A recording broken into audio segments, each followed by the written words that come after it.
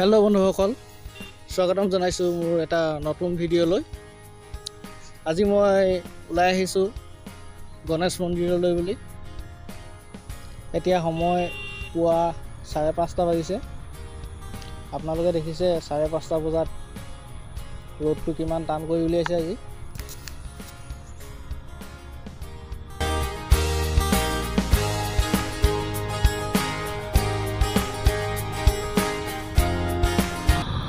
মই আহি বৰ্তমান কহানদী দলঙৰ ওপৰ পাইছোঁহি। কহানদী দলংখন ঢকুৱাখানা আৰু ঘিলামৰাৰ মাজত আছে। আপোনালোকে দেখিবলৈ পাইছে ঘিলামৰা তিনিআলিৰ পৰিৱেশটো কেনেকুৱা হৈ আছে। ৰাতিপুৱা গাড়ী বাইক এইবিলাকৰ কোনো ভিৰ ভাৰ নাই। মই এতিয়া লখিমপুৰৰ ফালে অগ্ৰসৰ হৈছোঁ।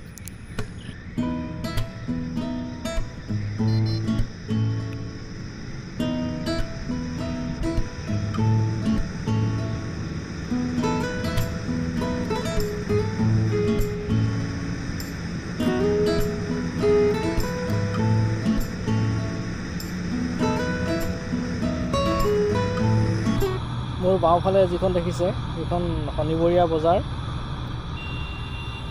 ইয়াৰ পৰা গোগামুখলৈ প্ৰায় 30 কিলোমিটাৰ বাকী আছে।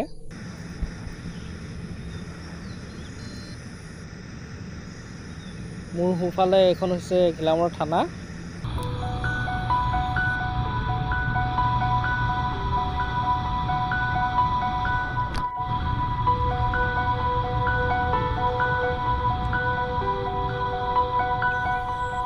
মই আহি ঘিলামৰা চামপৰা দলঙৰ ওপৰ পাইছোঁহি।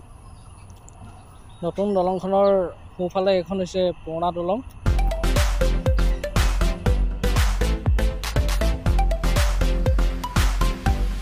আগতে বানপানী হৈ প্ৰতি বছৰে দলঙৰ এই মূৰটো ৰাস্তাটো ছিঙি পেলায়, যাৰ কাৰণে এটা নতুন পদ্ধতি দিয়া হৈছে।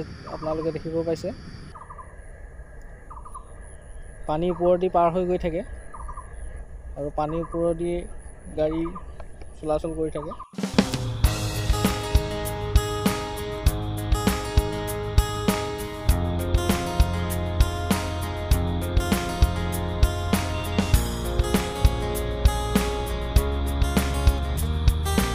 মই গোগামুখ পাবলৈ আৰু বেছি দূৰ নাই। আপোনালোকে দেখিবলৈ পাইছে কিমান ধুনীয়া পৰিৱেশ।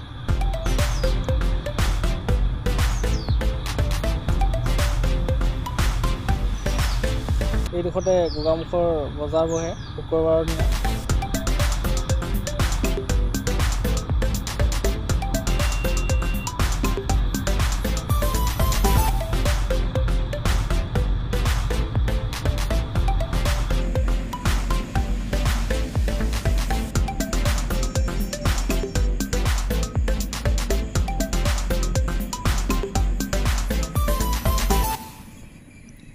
এয়া হৈছে গোগামুখ চাৰিআলি। ইয়াৰ পৰা পোনে পোনে গ'লে গেৰুকামুখ NSPC পায়গৈ আৰু ৰাইট চাইডে গ'লে মানে ধেমাজি পায়গৈ। এতিয়া মই যাম লখিমপুৰৰ ফালে।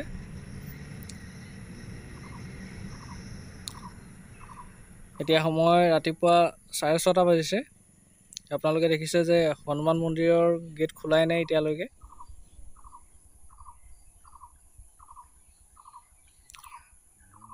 মন্দিৰত দৰ্শন কৰাৰ আশাটো থাকি গ'ল। এতিয়া মই পুনৰ লখিমপুৰৰ ফালে অগ্ৰসৰ হৈছোঁ।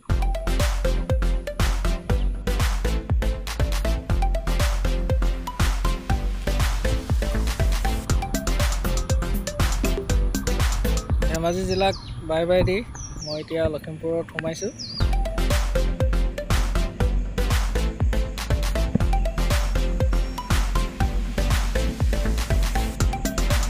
মোৰ সোঁফালে দেখিছে যে এয়া সোৱণশিৰি কলেজ।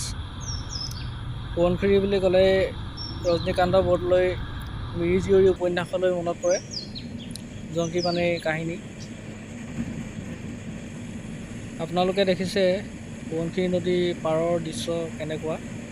ইয়াৰ আজাৰ গছৰ ফুল আৰু কৃষ্ণচূড়া ৰাধাচূড়া গছৰ ফুলেৰে ৰাস্তাটোৰ দুয়োপাশ বহুত মনোৰমকৈ সজাই তুলিছে।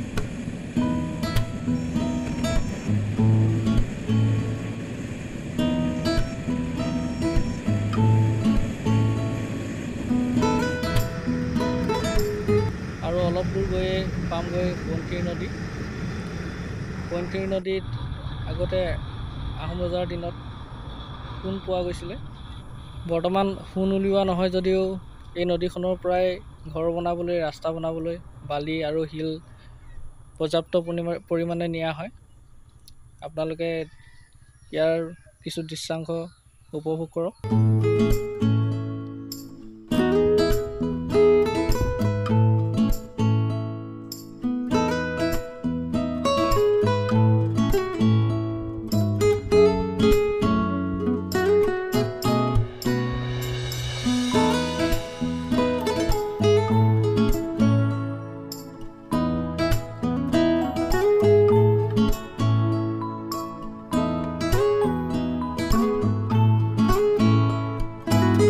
সোৱণশিৰি নদীৰ সোঁফালে আপোনালোকে দেখিছে এখন ৰেল পাৰ হোৱা দলং। তাৰ ইটো পাৰে আপোনালোকে ভালকৈ দেখিছে যে অৰুণাচলৰ যিটো পাহাৰ, ইয়াৰ পৰা ভালকৈ দেখা পোৱা যায়।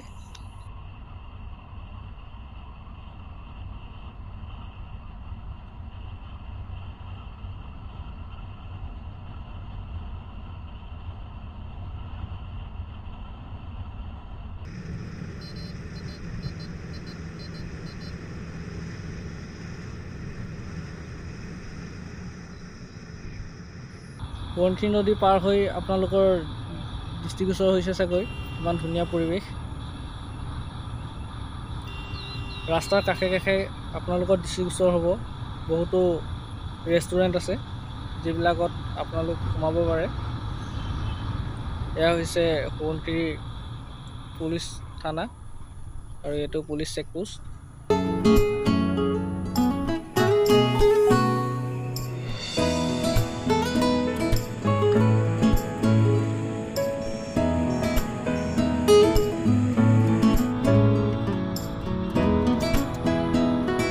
এইডোখৰ ঠাই হৈছে সংৰক্ষিত বনাঞ্চল। ইয়াৰ ঘন অৰণ্য আপোনালোকে উপভোগ কৰিব পাৰে। বহুতো নিজান পৰিৱেশ, ৰাস্তা বহুত ধুনীয়াকৈ বনাই থোৱা আছে।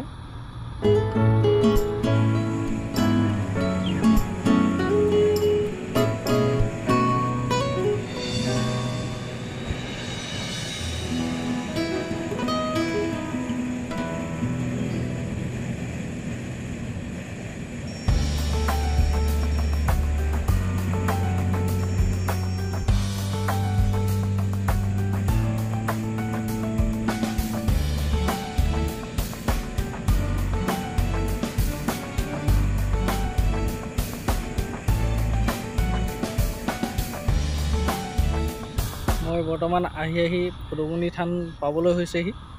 এইকেইটা টাৰ্ণিং আপোনালোকে দেখিবলৈ পাইছে।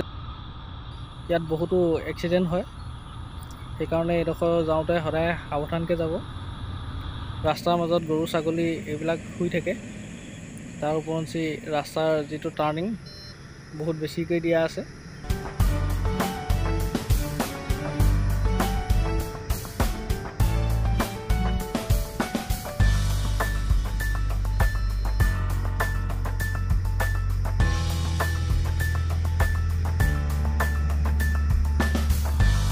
এইখন হৈছে পদুমণি থান, পদুমণি আই থান। ইয়ালৈ বহুত ভক্তৰ প্ৰতিদিনাই আগমন হয়। ৰাতিপুৱা 7টা বজাই নাই, সেইকাৰণে মন্দিৰৰ প্ৰৱেশদ্বাৰ বন্ধ হৈ আছে। বাহিৰৰ পৰাই মই সেৱা কৰি পুনৰ গণেশ মন্দিৰৰ ফালে ৰাওনা হ'ম।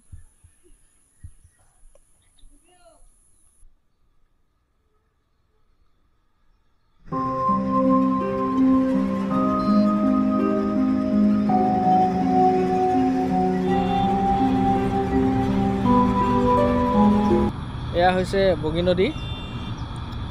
আপোনালোকে দেখিবলৈ পাব বগী নদী দলং। বগী নদী টাউন হয় এখন। এয়া পুলিচ চেকপোষ্ট আৰু এই চেকপোষ্টটো পাৰ হৈ এখন বগী নদী দলং।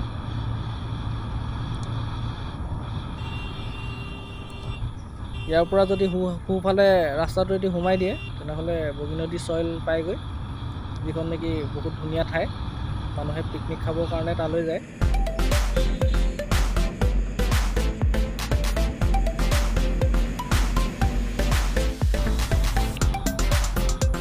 এয়া হৈছে লখিমপুৰ বাইপাছৰ ৰাস্তা। যদি পোনে পোনে যাওঁ লখিমপুৰ টাউনত প্ৰৱেশ কৰিমগৈ। মই বাইপাছেদি গৈ ডাইৰেক্ট গণেশ মন্দিৰত প্ৰৱেশ কৰিমগৈ।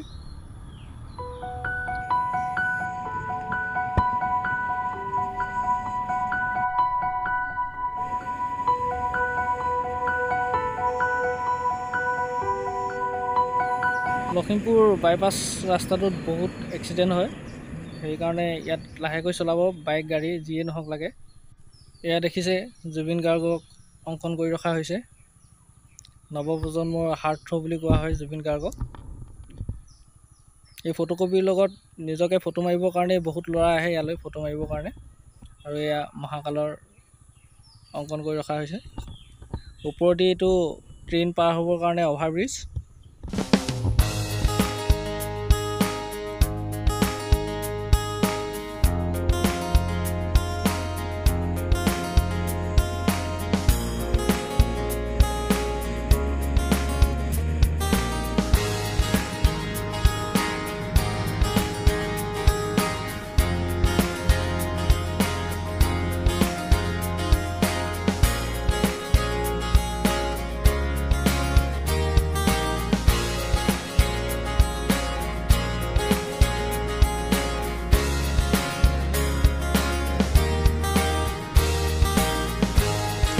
ইয়াৰ পৰাই গণেশ মন্দিৰটো অলপ অলপকৈ দেখা পোৱা যায়।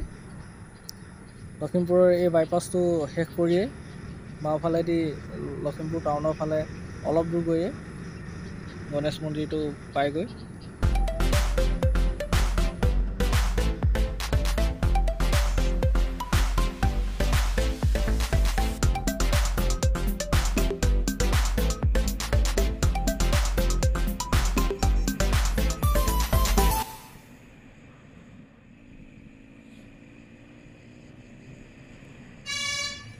আহি মই মোৰ ফাইনেল ডেষ্টিনেশ্যন গণেশ মন্দিৰ পাই গ'লোহি। এয়া আপোনালোকে দেখিবলৈ পাইছে গণেশ মন্দিৰ। কোৱা হয় সকলো ভাল কাম আৰম্ভ কৰাৰ আগত গণেশক পূজা কৰি ল'ব লাগে। এয়া গণেশ মন্দিৰৰ কিছু দৃশ্য আপোনালোকে উপভোগ কৰক। এইখন হৈছে মন্দিৰৰ এণ্ট্ৰি গেট। পূজাৰ সকলো সামগ্ৰী আপোনালোকে সন্মুখৰ দোকানত পাই যাব।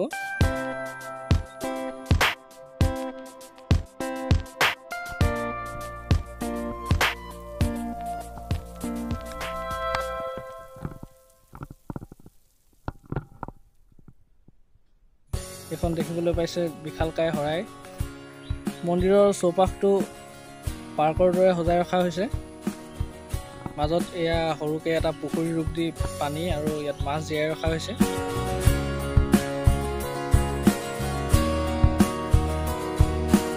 সম্পূৰ্ণ মন্দিৰটো নাৱৰ আকৃতি দিয়া হৈছে। নাওখনৰ ওপৰত মেইন মন্দিৰটো বনোৱা হৈছে আৰু নাওখন গণেশৰ বাহন মুচকে চলোৱা দেখাইছে।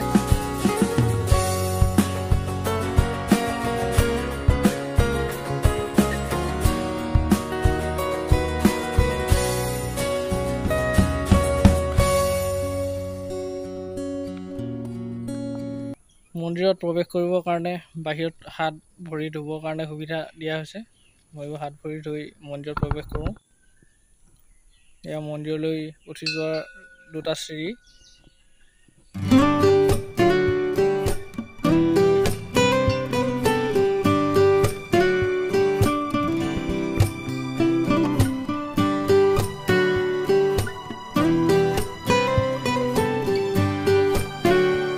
এয়া হৈছে মেইন মন্দিৰ, য'ত গণেশৰ পূজা অৰ্চনা কৰা হয়। এয়া পূজাৰী বাবা।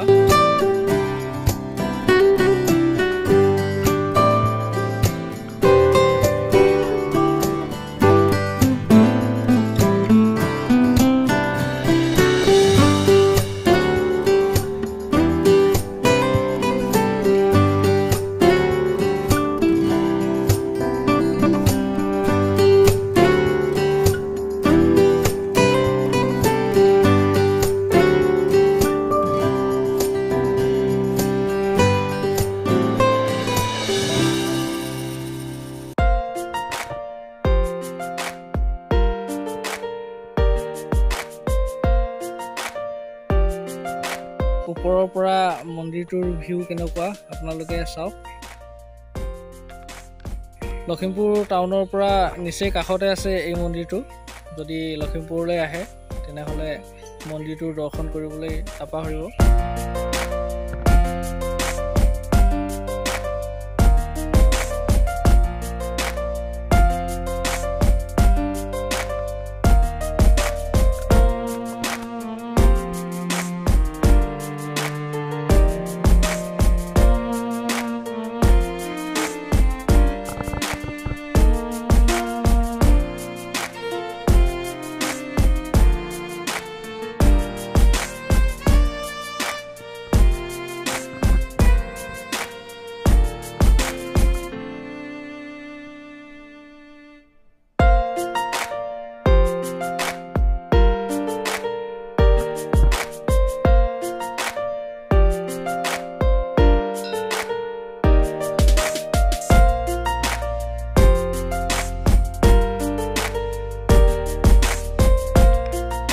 মন্দিৰৰ চাৰিওফালে পানী ৰখা হৈছে।